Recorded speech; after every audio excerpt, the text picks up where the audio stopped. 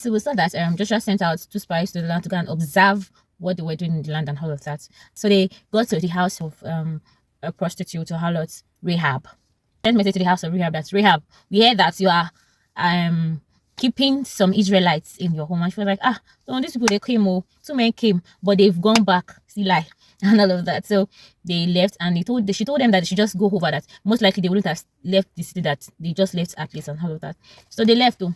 And then she went back to go and meet the 2 spies and told them she had negotiation with them. See, smart woman being.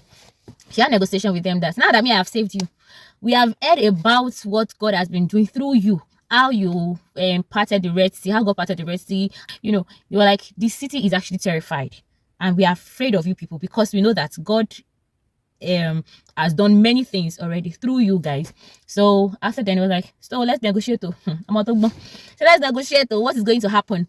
So she told them that you are going to spare my life and the lives of my family, my brothers and sisters, and all of that. And they agreed because, you know, at first they said, we're going to give you our life or yours. So everyone that you have that you want to be alive with should be in your house. And then the rope that she used to bring them down from where she kept them, he said, you must hang this rope on your door so that when they are passing and they are killing or they are doing stuff, your household will be preserved. For me, the lessons that I learned from this particular chapter was that, see, when God has revealed some things to you, when God has revealed that this is who you are going to be, this is what you are going to take, you still have the responsibilities of taking steps. See what Joshua told them. I mean, see the life of Joshua. God had already told Joshua that, see, I've given you the land, but you still have to take the responsibility of going to observe. So if God has told you that you're going to be a president, you're not just going to sit down at home and, you know, be sleeping. If God has told you you're going to be the head of this particular company, you're not just going to relax. You need to take steps. You need to send out and, you know, observe, get information, be knowledgeable, be responsible, you know, take actions and all of that. You take immediate actions towards what God has put in your mind to doing. Another thing I learned from this particular chapter was the life of Rahab. You know,